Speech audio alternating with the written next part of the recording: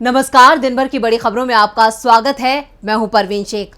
आज इस बुलेटिन में बात होगी राहुल गांधी मानहानि मामले में सुप्रीम कोर्ट के बड़े आदेश की, मणिपुर के मुद्दे पर बुरी फंसी मोदी सरकार की, बात करेंगे एमपी में प्रियंका की एंट्री से बौखलाई बीजेपी की, ज्ञानवापी सर्वे को लेकर कोर्ट के बड़े फैसले की, साथ ही जानेंगे क्यों टीएमसी सांसद महुआ मोइत्रा ने बृजभूषण पर साधा निशाना, और बुलेटिन के आखिर में बात होगी गहलोत के दांव से राजस्थान में पस्त हुई बीजेपी की। इसके साथ ही और भी कई बड़ी खबरों से आपको करवाएंगे रूबरू, लेकिन तमाम बड़ी खबरों से पहले एक नजर सुर्खियों पर।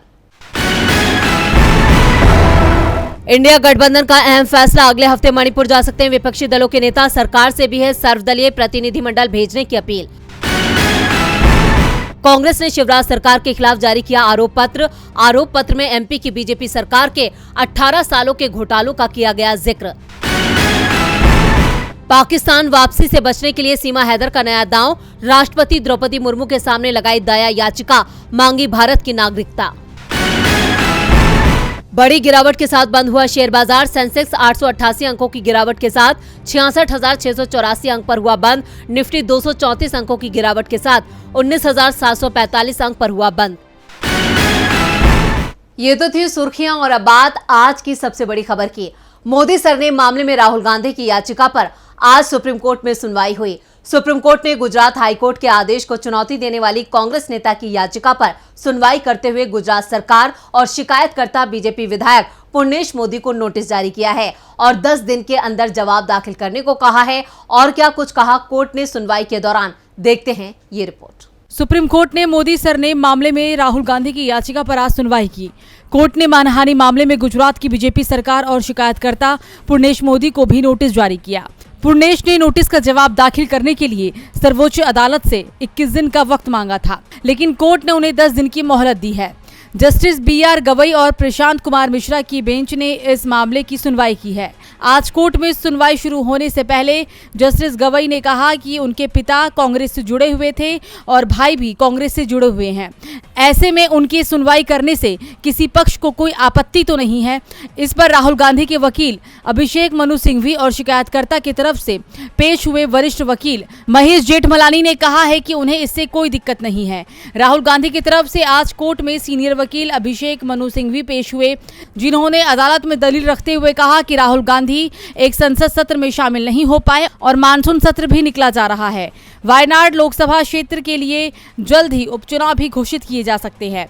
ऐसे में इस मामले में जल्दी सुनवाई की जानी चाहिए। सिंघवी ने राहुल के लिए अंतरिम राहत की मांग भी की है। इस पर कोर्ट ने कहा है कि वो दूसरे पक्ष को सुने बिना अंतरिम राहत नहीं दे सकते।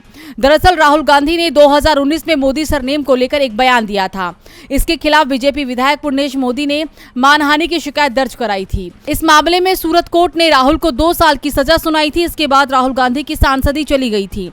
सजा के खिलाफ राहुल सूरत सेशन कोर्ट और गुजरात हाई कोर्ट भी गए थे, लेकिन वहां से उन्हें राहत नहीं मिली। इसके बाद उन्होंने 15 जुलाई को सजा पर रोक लगवाने के लिए सुप्रीम कोर्ट में याचिका लगाई। वहीं पुर्णेश मोदी ने भी कोर्ट से अपील की थी कि उन्हें सुने बिना फैसला नहीं दिया जाए। अब इस मामले में सुप्रीम कोर्ट 4 अगस्त को सुनवाई करेगा।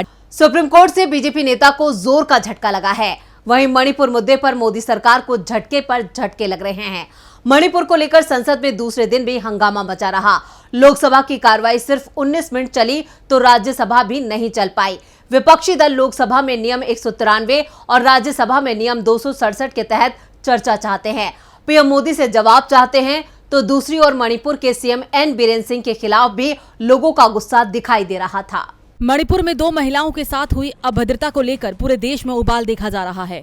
संसद से सड़क तक हंगामा मचा हुआ है। कांग्रेस लगातार इस मामले को संसद में उठा रही है। राज्यसभा में विपक्ष के नेता मल्लिकार्जुन खड़गे ने नियम 267 के तहत चर्चा की मांग की है, लेकिन सरकार नियम 176 के तहत चर्चा कराना चाहती है।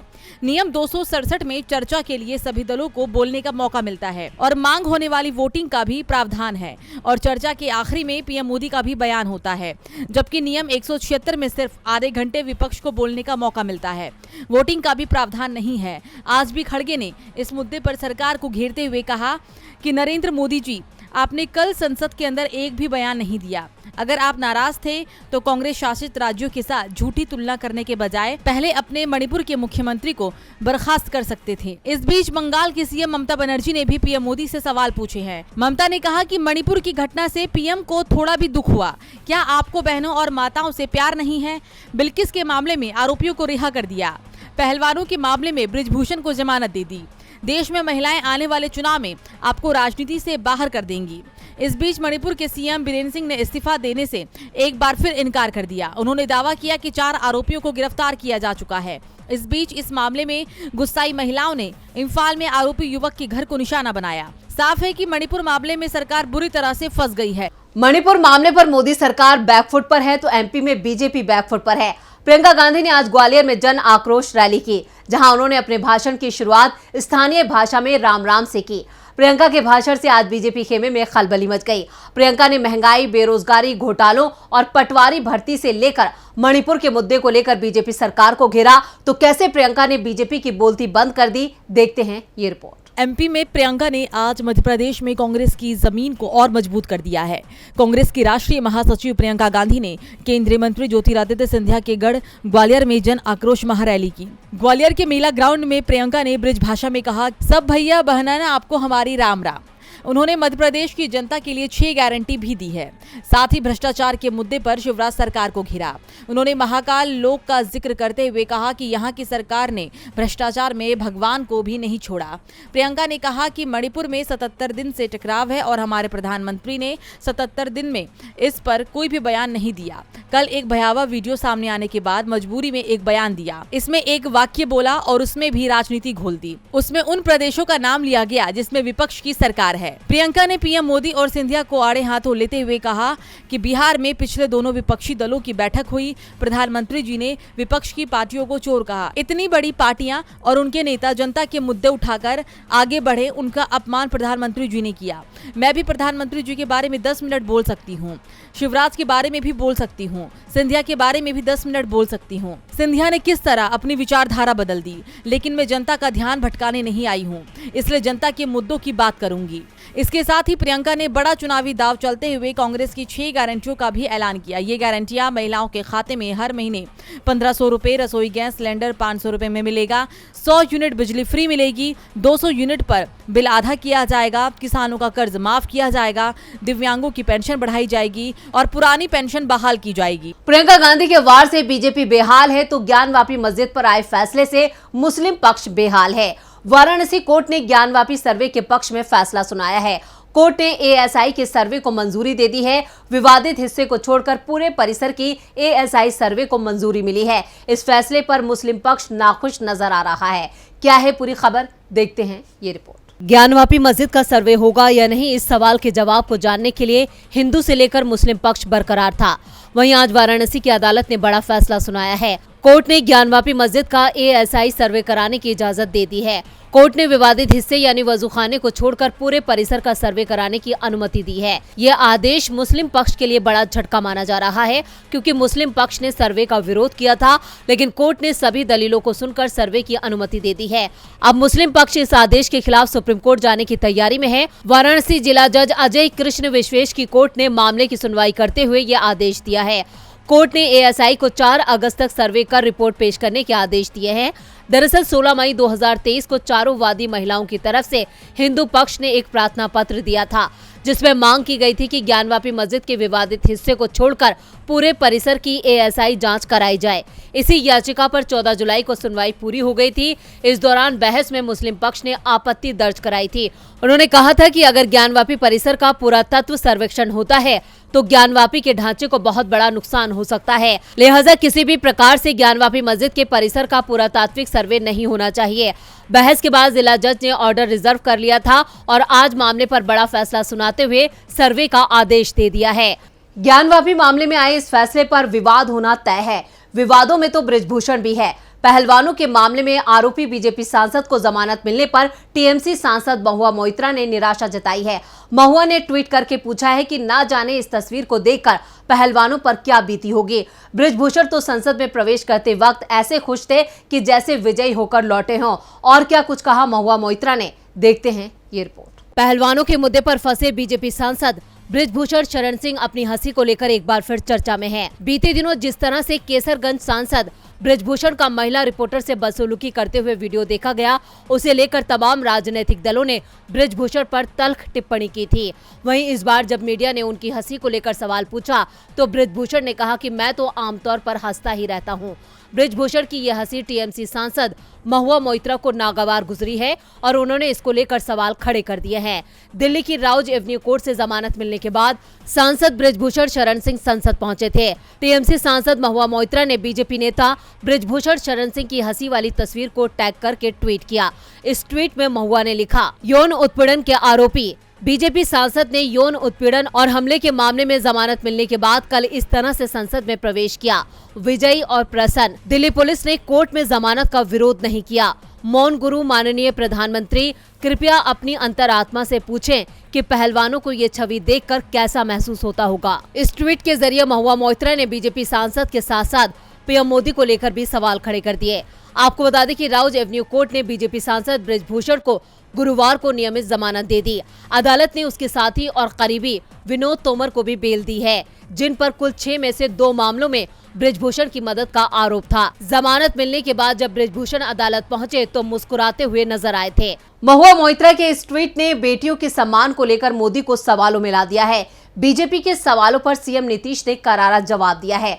बिहार में महागठबंधन सरकार में दरार डालने की बीजेपी की कोशिश एक बार फिर फेल होती दिखाई दे रही है, क्योंकि नीतीश कुमार कांग्रेस के साथ अपने रिश्ते को और मजबूत करने जा रहे हैं। देखते हैं ये रिपोर्ट। बिहार में महागठबंधन की मजबूती से बीजेपी डरी हुई दिखाई दे रही है। ईडी, सीबीआई से लेकर तमाम हथकंडे भी महागठबंधन को हिला नहीं पा रहे हैं और बीजेपी नेताओं ने बेंगलुरु की बैठक में नीतीश को सम्मान नहीं मिलने का दावा किया, लेकिन नीतीश कुमार ने तुरंत ही बीजेपी के प्रचार अभियान की हवा निकाल दी और अब कांग्रेस के साथ रिश्ते और मजबूत करने के संकेत देते हुए नीतीश कुमार अपनी सरकार की कैबिनेट का विस्तार करने की तैयारी में है। दरअसल पटना में जब विपक्षी दलों की बैठक हुई थी तो राहुल गांधी ने ही नीतीश कुमार से कुछ पूछ लिया था कि कैबिनेट विस्तार कब कर रहे हैं। राहुल गांधी ने जब नीतीश से सवाल किया तो उस समय आरजेडी प्रमुख लालू यादव और डिप्टी सीएम तेजस्वी यादव भी नीतीश के साथ ही थे और अब नीतीश कुमार की ओर से संकेत दिए जा रहे हैं कि कैबिनेट विस्तार कभी भी किया जा सकता है। बेंगलुरु से लौटने के बाद नीतीश कुमार ने लालू और तेजस्वी यादव से मंत्रिमंडल विस्तार पर चर्चा की, जिसमें तय हो गया है कि आरजेडी और कांग्रेस के 2-2 विधायकों को मंत्री बनाया जाएगा। मंत्रिमंडल का विस्तार कभी भी हो सकता है। कांग्रेस विधायकों की संख्या के हिसाब से 2 और मंत्री पद की मांग कर रही थी। पार्टी जल्द ही उन नेताओं के नाम नीतीश कुमार को सौंप देगी जिन्हें मंत्री बनाया जाना है। इस समय बिहार सरकार में सीएम सहित 31 मंत्री हैं। 4 मंत्री अगर और शामिल किए जाते हैं तो ये संख्या बढ़कर 35 हो जाएगी। बिहार में विधानसभा की 243 सीट है। ऐसे में अधिकतम 36 लोगों को ही मंत्री बनाया जा सकता है, यानी 4 नए मंत्री बनाए जाने के बावजूद 1 सीट खाली बची रहेगी। और बुलेटिन के आखिर में बात गहलोत के बड़े दांव की। राजस्थान में इस साल के आखिर में विधानसभा चुनाव हैं और सत्ता पर काबिज कांग्रेस एक बार फिर वापसी का दावा कर रही है। कांग्रेस के इस दावे में दम भी नजर आ रहा है। आज सीएम अशोक गहलोत ने न्यूनतम आय गारंटी विधेयक 2023 विधानसभा में पेश किया। कांग्रेस के इस दाव से बीजेपी बेदम नजर आ रही है। देखते हैं ये रिपोर्ट। राजस्थान में विधानसभा चुनाव से पहले सीएम अशोक गहलोत ने ऐसा दांव चला है कि बीजेपी चारों खाने चित हो गई है। राजस्थान सरकार न्यूनतम आय गारंटी का कानून लाने जा रही है। देश में ये पहली बार है जब कोई सरकार इस तरह का कानून लाने जा रही है। मुख्यमंत्री अशोक गहलोत ने आज न्यूनतम गारंटी आय विधेयक विधानसभा में पेश कर दिया है, जिसकी जानकारी कांग्रेस महासचिव जयराम रमेश ने ट्वीट करके दी है। मोदी मेड महंगाई से परेशान जनता को राहत देने के लिए राजस्थान की कांग्रेस सरकार ने एक और कदम उठाते हुए न्यूनतम आय गारंटी विधेयक 2023 विधानसभा में पेश किया है। इस विधेयक के तहत राज्य के सभी परिवारों को हर साल 125 दिनों के रोजगार की गारंटी दी गई है। अगर आवेदन के 15 दिन के भीतर रोजगार नहीं मिलता है तो बेरोजगारी भत्ता दिया जाएगा। विधेयक में वृद्धों, दिव्यांगों, विधवा आदि के लिए 1000 रुपए हर महीने न्यूनतम पेंशन की गारंटी है, जो हर साल 15% बढ़ाई जाएगी। भारत जोड़ो यात्रा के दौरान इस पर राहुल गांधी के साथ व्यापक चर्चा हुई थी। सीएम गहलोत ने कहा कि हर व्यक्ति को सामाजिक सुरक्षा देना सरकार की जिम्मेदारी है और राज्य सरकार विभिन्न योजनाओं के माध्यम से प्रदेशवासियों के लिए सामाजिक सुरक्षा सुनिश्चित कर रही है। गहलोत ने कहा कि न्यूनतम गारंटी आय विधेयक इस दिशा में राज्य सरकार का एक और महत्वपूर्ण कदम है। इस कानून के तहत मुख्यमंत्री ग्रामीण रोजगार गारंटी योजना लागू कर महात्मा गांधी नरेगा योजना में 100 दिन के स्थान पर 125 दिन का रोजगार दिया जाएगा। साथ ही अब न्यूनतम पेंशन 1000 रुपए हर महीने मिलेगी और इसमें हर साल 15% की बढ़ोतरी भी होगी। आज इस बुलेटिन में इतना ही। देखते रहिए DB लाइव। नमस्कार।